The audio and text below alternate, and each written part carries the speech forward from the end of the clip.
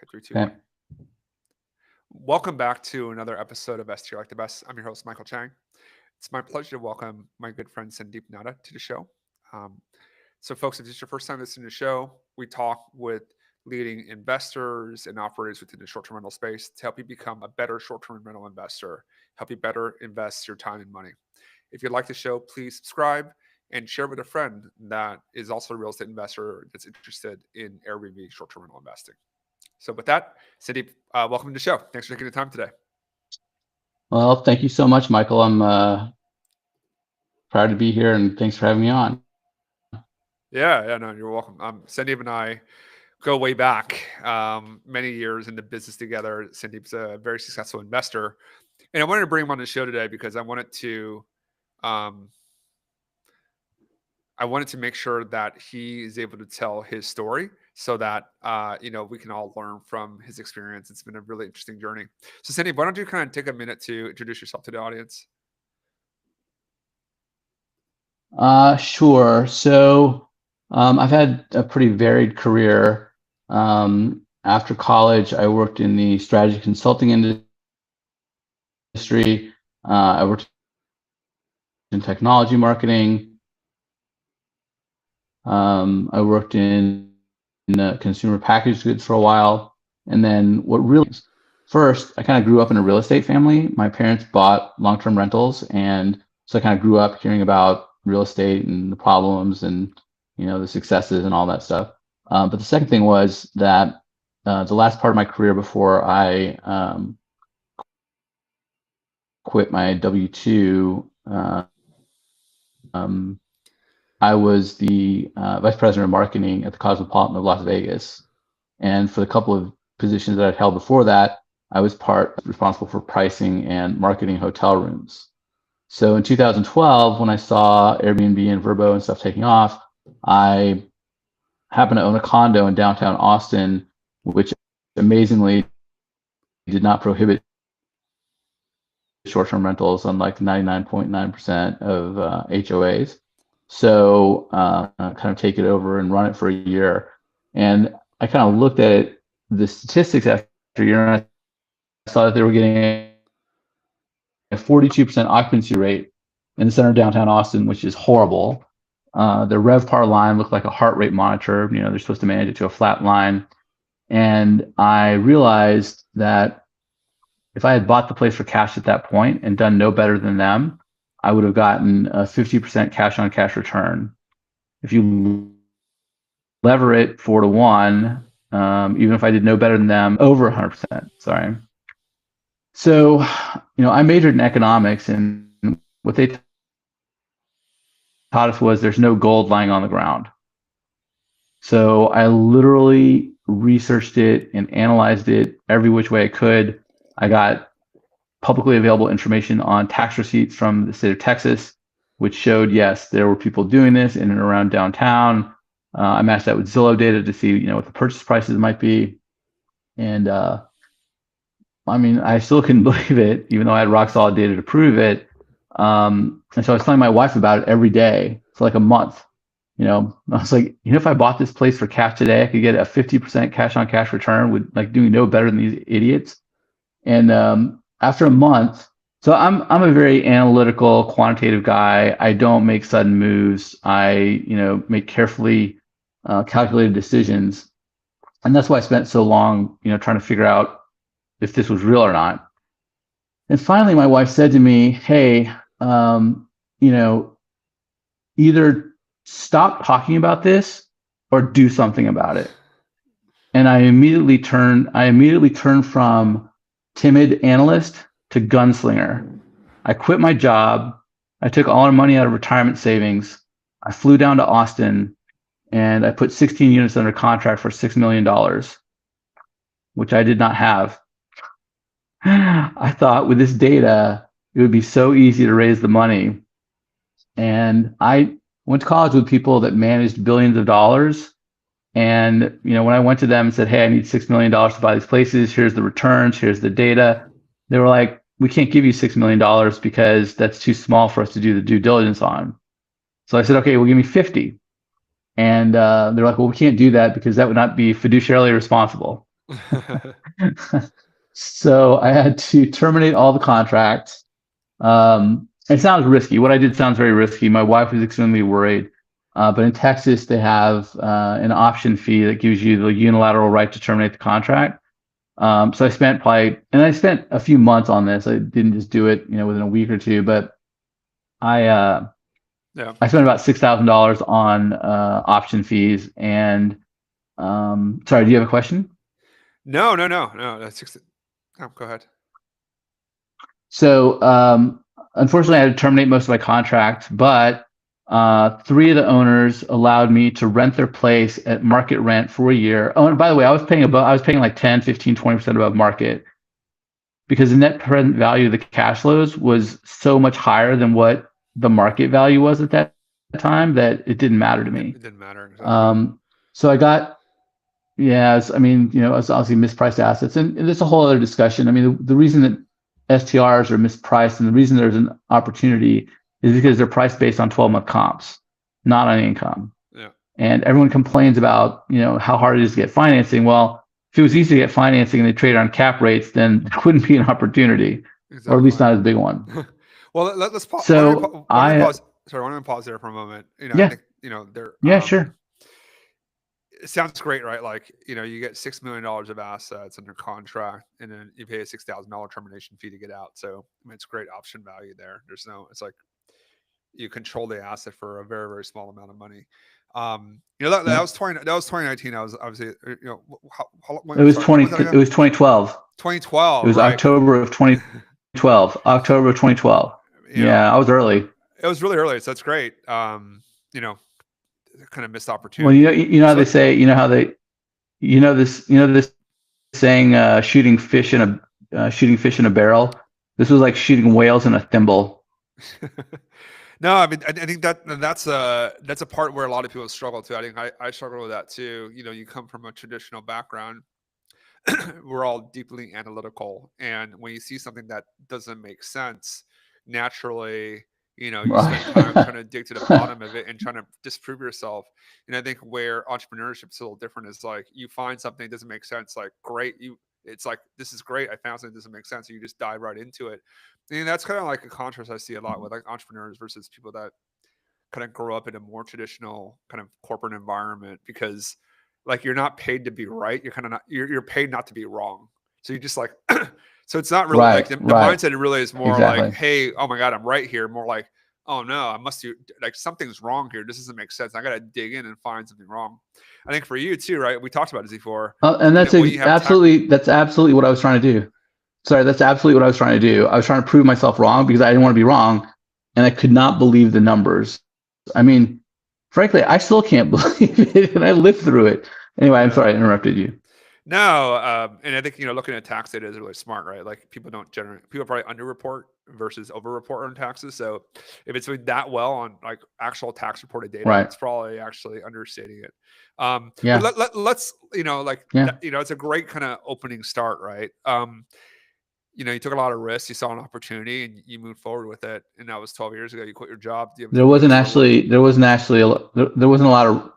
lot of risk besides me quitting my job. That was risky. But besides that, like, I put all our retirement money back in time to not pay, penalties. I got my $60,000 in earnest money back because I, terminated the contracts on time. I really spent about $10,000 on the whole affair. But anyway, go ahead. Okay. Not too bad. Tell us about now though. Like, what do you and I both own Smoky, so kind of give it a little bit away. But tell us about your current portfolio.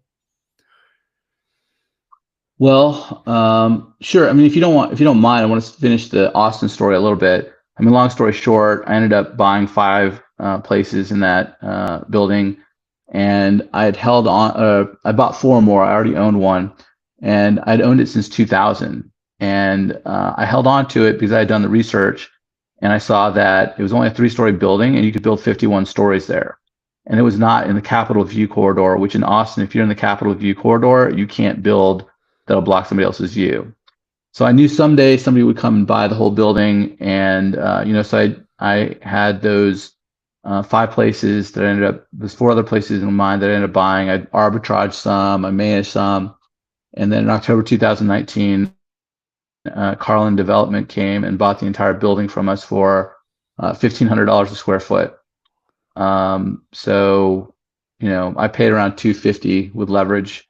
So then in 2019, I had some money to 1031, and again, I didn't want to be wrong. So all I had to do really was look on all the lists that were published on the internet of the best places to invest, and I would have seen, Gatlinburg, Pigeon Forge, and Sevierville are some of the best places to invest.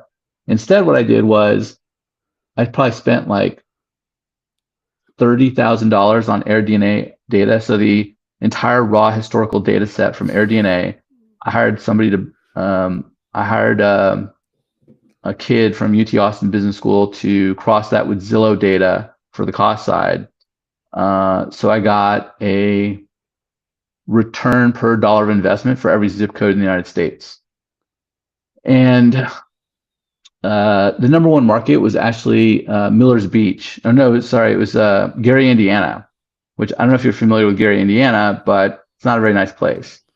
When I researched it, as it turned out, it was this one little section called Miller's Beach where rich people from Chicago go for a vacation.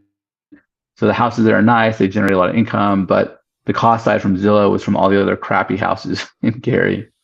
The number two market was actually the Poconos.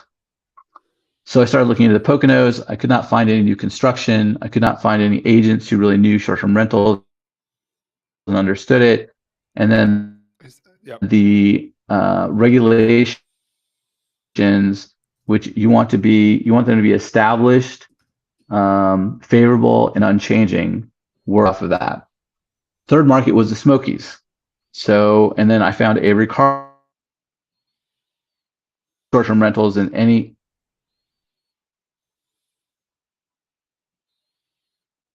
Oh, guys, sorry, we lost Sandeep there. I'm gonna pull back in here. Sorry, folks that are watching the live stream here. Oh, here he's back. It disconnected me for a second, but yeah, sorry about that. No worries. So, I found Avery, and I decided that, okay, I'm going to buy some in the Smokies. All right. And hey, Sandy, can I pause you there for a moment? Yeah, I didn't pause you. Yeah. I definitely want to hit the history. But like maybe just like I want folks to kind of like know why, how kind of what the current state is. Because I think there's a lot, people hearing about Airbnb, about how like people are selling out or struggling. Okay. So I think let's kind of maybe why don't we just hit on that first, and we can kind of go back to the history of how you kind of got there. That's fine. That's fine. What do you own currently? Okay. So right now I own 3 cabins. I own 5 cabins in Pigeon Forge. I have a 10, a 6, and then 3 4s that have indoor pool cabins. And I actually sold 6 that I had in the county that were subject to these regulations, and I just didn't want to deal with that. So, I sold all those. In the meantime, I've also pulled a bunch of cash out from the ones that I sold. I 1031 part of them into the 4-bedroom pool cabins, but some I just pulled out. I made a horrible mistake with the pool cabins. I had a lot of personal things going on when I bought them, and I had a designer. I knew I had to set them apart somehow. So I was going to theme them, and the designer, came to me and she had this idea to theme one of them for Christmas. And I thought, well, there's this inn at Christmas Place, which is themed for Christmas 100% of the time. And I said, okay, well, let's do that one. And then she said, well, what about the other 2? And like, I didn't want to deal with it. And I just said, theme those for Christmas 100% of the time too. Now, what I didn't consider is that it only takes one decision maker really, or maybe 2, to decide to stay at the inn at Christmas Place. But to stay in a 4-bedroom pool cabin, it takes a lot more people. And there's a lot of people that don't like Christmas all year long. And so they've been underperforming horribly. And then the other mistake I made, it's okay to make mistakes. it's perfectly fine to make mistakes. And if you're not making mistakes, you're moving too slow.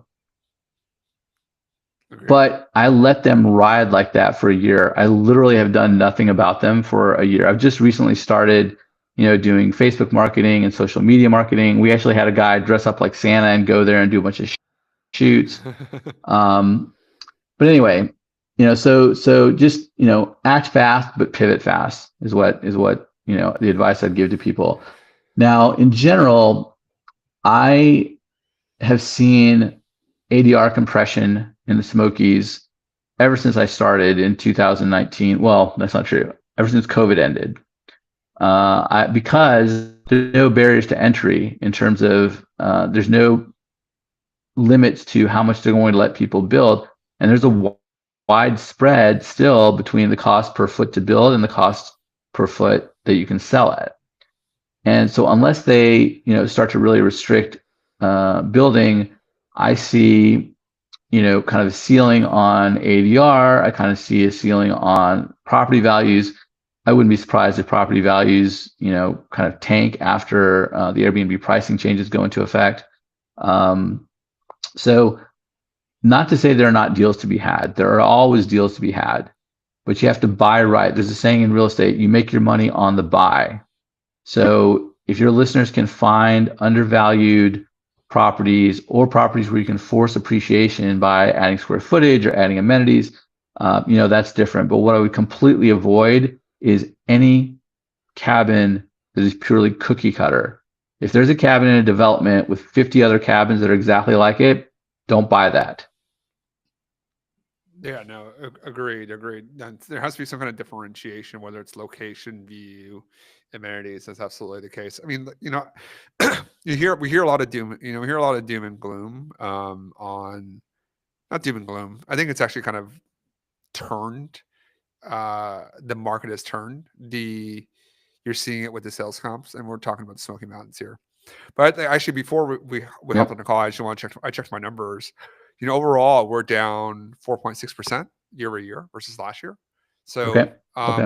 Mm-hmm. not and not too bad. Like Sandeep and I own a 6-bedroom cabin right across the street from Sandeep. I can actually see your cabin from my from my camera. So if anyone ever throws trash in your garbage cans that are not there, like hit me up. I can see the video. Yeah, but here's the thing. You're down. Here's the thing. Sorry. Okay. Let me finish. So I think a lot of it really is like it's definitely more competitive. But it's a bit of operator quality. I think is like very important, especially in Airbnb now and more competitively. You really need to kind of be on top of your game. You and I were talking about this before. The days are long gone where you can just take some photos and throw up on Airbnb and expect to make money, right? Like that's not the game anymore. Yeah, I agree. You need to really operate well and market your property well in order to make money. And I think even with more commoditized product, a lot of my cabins are, to your point, they're like, I'm a 4-bedroom, pretty, normal 4-bedroom, normal 3-bedroom, a good 5-bedroom. Actually, the one that we bought in the same HOA that you sold. So, good job on that one. The one that we own across from each other. So like, I've seen Sandeep's. I actually walked that the one that you sold and the one that the HOA that we own together. Long way of saying, like, I think there is. I think there is still opportunity. You just have to like know what you're doing. Long way of saying, you kind of like just need to know what you're doing. 100%. Yeah, 100%. And the thing about the Smokies is it's a great market. I mean, there's still people that are going to come there. There's always people that are going to come. In terms of demand and visitation, you cannot beat that market. But you can't buy a cookie cutter property and not do anything with it. And I have those Christmas cabins are cookie cutter, and they're in a great location. I think the Christmas theme is actually hurting me. Like, I think if they had been just cookie cutter in a great location, they would have done better than they're doing now. No, but to your point about the 4 point. Sorry, did I tell you about that? Like we were in contract. We were in contract to buy the same. I won't kind of name the HOA, but like the same place actually. Just given how close it was to the Parkway. Oh, okay. Like right up the street over there. Yeah. It's right around the corner. I mean, it's unbelievable. Yeah. Location's great. So to your point about 4.6%, you're down 4.6%, which isn't too bad. Looks quite good actually. The thing is, yeah, no, well, but the thing is, if your margin is 46%, you just lost 10 points of your margin, right? You're talking about you're down 4.6% of revenue. There's a multiplier effect because you don't get 100% margin, right? So people just need to consider that where, especially with the upcoming pricing changes, you might think like, okay, I'm giving up 12 and a half additional points to Airbnb, and that's not too bad. Well, if your margin is 36%, you just gave away a third of it. Yeah. So it's just something to keep in mind. No, I absolutely. I look at real estate more like, versus just like what am I doing this year? I think an overall cycle. Like, a lot of the properties we bought over a few years ago. And we've obviously made, they were really good returns. Now they've also compressed. But I think for us, it's a good market. It's going to continue to do well. They cash flow. They pay the mortgage. We get the depreciation tax benefits, right? From investing, it's like everyone is solving for something different. I was trying to tell our students, like, your situation is different from someone else. Like, what works for you may not work for me, and vice versa, right? Right. What's really more important is like that this is something that you are comfortable holding over the long term. I think with real estate, as long as you can hold over like a cycle. What I mean by a cycle is, yes, there's the up and down, right? Yes. A lot of people, they maybe they buy high, but then they get crushed when it comes down. They sell at the bottom, and then it goes back up. Like, oh my God, why didn't I keep it? Right. So I think that's really important. That's good. Yeah. The one thing I tell people is, if you can hold on and you have the reserves to make it through a tough time, you will likely be okay. Now, there's exceptions, obviously, like Detroit, but in general, if you have reserves and you can hold on, you'll be okay. But if you don't have reserves and you are forced to sell, it will likely be that you are forced to sell at the worst possible time. And so a lot of people don't have enough reserves, or they don't count on all the things that can go wrong. And that's just setting themselves up for, buying high and selling low, which is not how you get rich. It's not how you get rich. Exactly. No, absolutely. I think that what gets lost in that too is like, depending on where you buy in the cycle, right? It's hard to time. I think no one's perfect, but even to ride through a cycle, what I really like about that is like, you are in the market now, right? You're seeing what's going on. And when things do go on, it's cyclical, right? There's ups, there's downs. I think we're kind of turning a corner, but you can see like when things are dropping and when things start to turn when other people don't see it, because like when the general public sees it, it's well past the downturn. Like, things are already like picked up already, and the real money is made, to your point, on the buy. It's like right when it starts to come back up, right? That's when the real deals are, and you only really know that when you're in the market, right? Because even if someone tells you, you wouldn't believe it. Kind of like your point, like, you had these amazing returns, but no one just believes you. They're like, oh, I've heard so much bad things about this market. Sure, maybe it's like a one-off kind of thing, but like, it's not there. But when you're actually in the market, you actually see what's going on.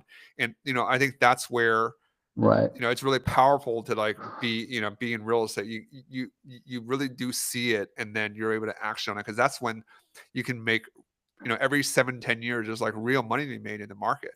And you just don't know unless you're in there, right? So that's a little bit of like, just like overall investing philosophy. And it's what I kind of want to hit on more today versus kind of the more tactical changes of what's going on in short-term rentals. Because look, you've been really successful, right? Like, you found a great opportunity in Austin, right? You knew the height limits, and then you held on until they bought it. You got into Smokies. I think that's actually a really good story that I want to hit on. You got into Smokies right before things really took off, and you took money off the table, right? You sold 6, you said, as things started to turn, right?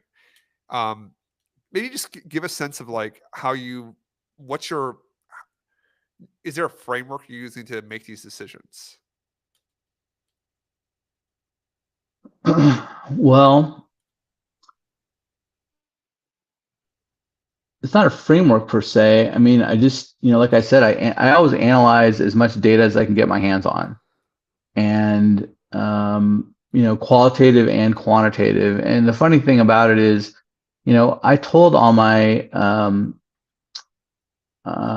MBA friends who I'd run this by in 2012. They all thought it was a great idea. They believed it. The people I was asking money from didn't necessarily believe it. And then actually, some of them were like, "Is this legal?" And I was like, "Well, it's not illegal." And they're like, "Well, that's not good enough." But the point I was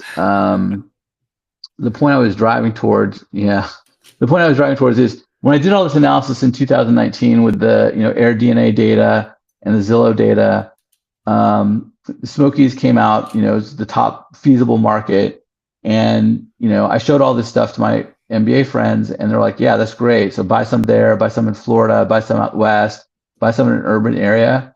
And I was scheduled to fly to Florida to see properties there with Avery's person there, and I had a nightmare that Florida was underwater and my property because of rising sea levels. And I was like, I called Avery. I was like, "Avery, I'm not going to buy in Florida. I'm just going to Smokies. I'm going to buy everything there." And I told my buddies this, and they were like, "No, you cannot do that. You have to diversify." And there's a saying, wealth is built through concentrated bets. It is preserved through diversification. And I still bought everything in the Smokies because I said, the Smokies is such a great market, such a great market. The only possible thing that can mess up the Smokies is something that'll mess up the entire country. And the only possible thing that can mess up the entire country is a recession. And I'm fully prepared for a recession because I did not use much leverage, like at all. I used a shockingly low amount of leverage. So I said, I'm buying everything in the Smokies because the only thing that can affect it is a recession. And then 3 months later, COVID broke out. So it's like, so that just shows, that, and first of all, anything can happen, right? I never could have foreseen that. But, the other thing is then 6 of my 8 cabins got hit by these regulations. So it would have been, I can't complain. I did very well, with the properties I bought in the Smokies, but, I probably should have bought some in Florida. I probably should have bought some other, but, I guess what I kind of like to use as it's not a framework per se, but it's kind of a rule where if I have to try to talk myself into buying something, I don't buy it. Yeah. It's only if I can't talk myself out of it. Now I spend a lot of time like trying to talk myself out of it, and so it's probably not as good as what I was saying before about acting fast, but now I have a lot more to lose. You just need your wife to like. So, you just need your wife to like present it as the ultimatum to you and like challenge you a little bit. It sounds like that made you. Yeah. Yeah. Kind of like, hey. Yeah. Exactly. And wives or partners that you love and respect, kind of that kind of effect, right? They kind of listen to you. You're like, okay. And then when they're just like, look, I'm sick and tired of hearing you talking about this. Like, you just do it or don't, because I don't want to talk. And then, right. It just triggers something and you're like, oh shoot, okay, like. And generally you do it. I think that's kind of the point. They're kind of just like, just do it. Like, stop talking about it. Like, and then kind of challenging your masculinity maybe a little bit. You're like, all right, well, screw you. I'm going to figure it out. I'm going to show you that I'm wrong. I don't think this. No. I mean, I didn't feel like that. Although I don't mean you in general. I just mean like, like generally speaking, it's like, like, hey, come on, man. Like, just go and do it. Well, it is funny because my wife was dead set against the idea. My parents were dead set against the idea. Everyone was dead set against the idea, except for, my friends who had MBAs. And even they were like, what is Airbnb? Is this legal? Stuff like that. So, but yeah, I mean, like I said, when she said that, it turned on a switch. And I was like, I just turned into a gunslinger. Like, I'm not like that at all. But like, I just went and did all these seemingly risky things. And by the way, I don't advise anyone to do that at all. I mean, like back then, it was so easy. It was so easy. You couldn't lose money, but now you can really lose your shirt. Do not quit your job until you are like very, very, very sure that you have cash flows that are going to sustain you for a long period of time. That's good. I think good advice. Good advice. How are you thinking about? Let's transition the conversation a little bit. How are you thinking about now, like let's look prospectively, not to give away any secrets or anything, but kind of tell us what you think about the market environment now. How are you thinking about real estate investing in 2026? Sure. So, it's going to be I think it's going to be kind of a choppy market because um, I just don't understand what's happening with the economy, right? The stock market is doing really well, but people are complaining that prices are high. I think that there are going to be some rate cuts, which I think will spur the market. So the market, I think, will sort of go up. My advice to people on STR specifically is, either A, find a unique property on a good deal in a very established market like Asheville, North Carolina, or the Smokies, or go to markets where all you have to do, and there still are some markets like this. There are some markets where you put in a hot tub and you're the market leader, right? There are also markets where you have to put in a pickleball court and a basketball court and have an indoor pool and have this and have that. And if you don't have those things, then you're shut out. So, I would really look for markets where you can kind of go in and dominate. Unless you have the money to go into one of these markets like Asheville and hire Sheeta Nagda, who's an awesome designer, but she's very expensive. I think, if you want my long-term opinion, I think within the next 2 to 3 years, we are going to see massive deflation because a large number of people are going to lose their jobs due to AI. It's coming faster than anyone thinks, and nobody's paying attention. There are very few people that are paying attention to what's happening. Gotcha. So does that mean you're going to look to sell your properties then? Or are you looking to not invest? I probably am. Looking to not invest. Well, I'm definitely not invest. So I'm definitely not investing. Well, I say that. I mean, if I find a great deal, I might, but I'm really probably reluctant to invest more in the next few years in real estate. And then I'm also seriously thinking about selling off some of my properties, especially in a year when there'll be a rush for bonus depreciation buyers. Because I do think that in a very short period of time, much faster than people think, AI is going to have a massive impact on the economy. And who's going to come visit who's going to stay in our cabins if they don't have money? Who's going to buy our cabins if they don't have money? And what people don't realize is that each release of these large language models are exponentially better than the previous one. So it's not just going in a linear fashion, it's growing exponentially. And eventually, within a very short period of time, it's going to get so smart that you can just ask it, hey, how do I replace all my employees? And it'll tell you, and then you can replace all your employees. So it's already showing up in data. Stanford just released a study showing that new grads are having a really tough time finding jobs, even like CS grads or engineering grads. So I think that's definitely kind of a black swan, factor to look out for. Interesting. No, that's a good perspective.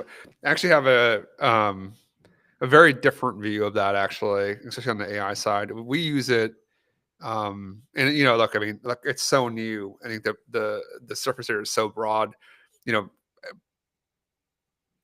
There's a broad range of opinions. I think on the young people side, definitely.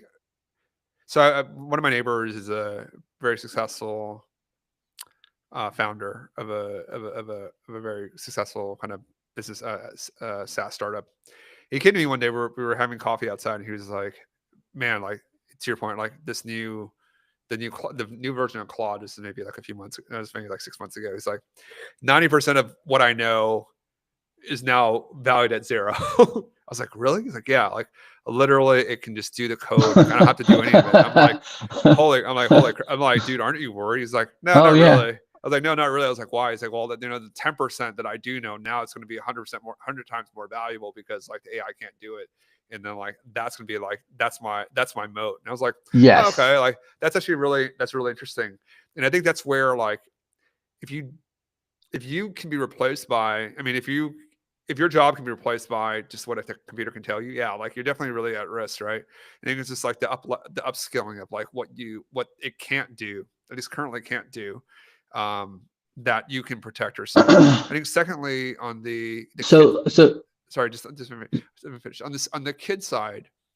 I thought that too, hey, and I think about that a lot. I have young kids, and I think your kids are already in college. Mine's are not even in grade school yet. So I think about this quite a lot, like existentially for them. Like, how do I teach my children to be successful adults? Like, if computers can do everything, and right. I haven't figured it out. I don't know yet. There's some first principles kind of things. Like, they should like learn to express themselves. They should be able to like diagnose problems, like be problem solvers, not just like ask for solutions.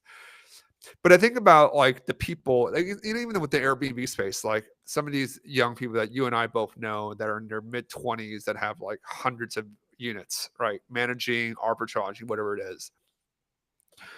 And then I see these creators now that I'm in social media that are like very young and like have built like amazing businesses at like a very, very young age with very little capital.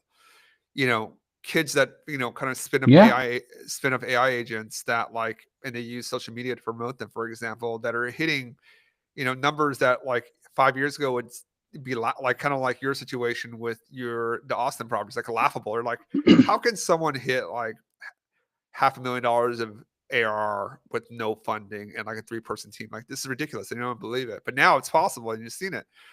And I just a long way of saying like, you know, I'm actually very bullish on like this next generation. They are so much smarter and entrepreneurial than I was at that age. At 18 to 21, I was like kind of bars and like screwing around. I wasn't focused at all. Like these kids, like they don't drink, they don't, they work out. They're like very, very focused on like the opportunity at hand. There's so much more focus. Maybe they have to be because the competition level is so strong.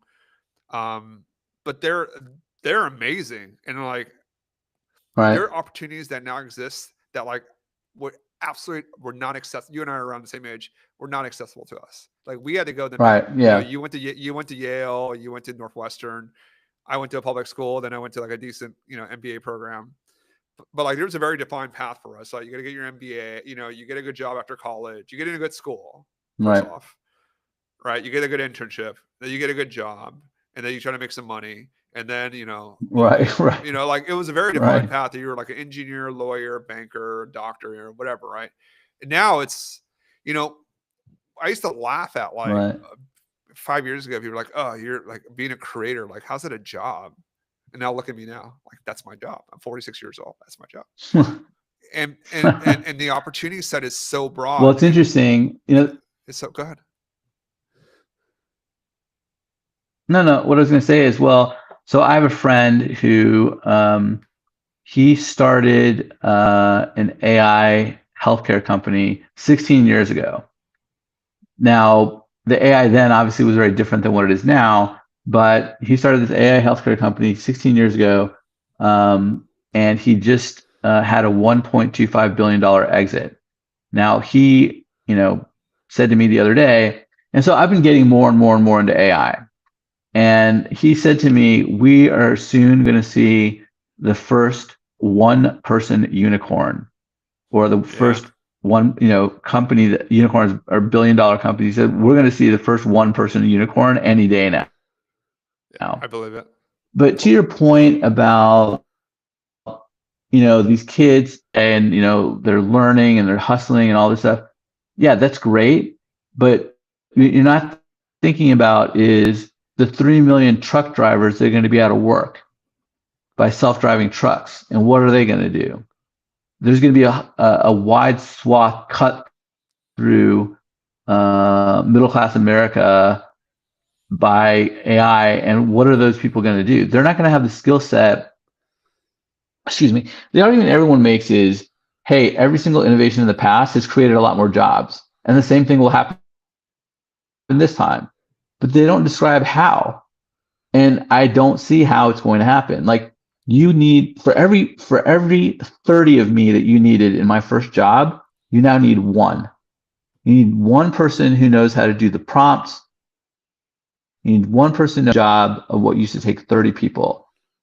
I myself am literally working on 30 projects at one time, 30 business ideas at one time, and I'm winnowing them down by doing research and all this stuff. I do work in a day that would have taken me like weeks, if not months. Right. And look, And it's because you can run multiple windows of the same model. okay. No, I don't. I mean, I don't. We're very long AI in our real estate business. Well, on our Airbnbs, like we use AI wherever we can, on my education business and everything, just our personal life. Yeah. Just for example, like my daughter was like breaking down last night, had to run a tantrum, and before we were like, oh my god, what do we do here? And we literally just like talked to the AI, talked to our ChatGPT 5, and just like, hey, describe the problem. It gave us it gave us exactly what to do, and it really worked. It was like, turn off the lights, calm her down. Like, you can't argue with her right now. She's just like, her brain shut down. Yeah. Just hold her close, pat her on the back, and Yeah. like 30 seconds, will be fine. And then just like, you can feed her, let her eat, whatever, and just get her to bed. Bath time's optional. Just get her to bed, brush her teeth. If she wants to watch something, go to bed. Like, it was perfect. She I fell mean, asleep immediately. honestly, like Immediately, and it's then a woke up. And it's like, no, I guess the point I was trying to make, and I don't disagree with you about those. I don't disagree with you about those truck drivers and those Uber drivers and everyone else. Like, there's definitely going to be displacement. I guess the way I think about it is like the abundance that, like, there's like, there's just going to be more that can be done with less, right? And then the question is like, how is that divided? Yes, absolutely. I think the pie actually gets bigger. How's it distributed? How's it redistributed? The pie will get much bigger, but the problem is that the majority of the growth is going to be captured by a very small percentage of the people, and all these people are going to be out of work, and we're not going to do universal basic income. So, what's the solution? Now, I don't know, but I think we're getting a little far afield for an STR podcast. So I apologize. But one of the things I'm working on, but to bring it back, so one of the things I'm working on is a company that will help short-term rental hosts embed AI into their operations even more so than they are today, and it'll just have like a lot of free content that's generated by AI. Decision tools, guides, checklists that today, typically you might have to pay for, but we're just going to give all that away for free. Okay, great. What's it called, and when's it going to launch? It's called AI My STR, okay. And the website is AIMySTR.com, and I don't know when it's going to launch. We're still working on it. All right. Well, like, we'll have you back on the show, and we'll put the website in the show notes. You're right. I think we covered. Like, actually, I really enjoyed it. You and I. So, Sandeep and I, like, we have this conversation, this iteration, this conversation, like, maybe once every like 2 months. Like, he'll text me or I'll text him with a question about something specific. And then it'd be like 40 minutes later, like, oh my god, like, what the hell are we even talking about? And then, but I always benefit, and I always benefit from the conversations. I like how we have disparate views, and I think we both try to come from it from like a logical, intellectual ground, like, and like, no one's right, no one's wrong. Everyone's just like trying to like make a prediction on, like, or try to make their best out of an incomplete data set. But I think what I respect about your approach is, like, one, I think you demonstrated like a track record of success, right? Like, can't argue with that. I think two is, you're still in the game when you don't need to be candid, right? Like, you have enough money where you don't have to kind of do this, but you still respond, you still like talk to people, and it's great. Like, I love seeing that. I like, I think the space, I don't do my own marketing. I don't do my own pricing. I don't deal with guests. I have outsourced pretty much anything. The only thing I do, well, I have VAs. I don't hire a property manager, but my VAs manage the property for me. So yeah, you're right. I mean, I'm still in it, but not really. Right. No, but like, you're still, when I say when it's in the game, you're still, you still help folks. I see you post on Facebook groups a lot, responding to questions, helping people. And I think it's just the ethos of the space. It's still rather, it's still early.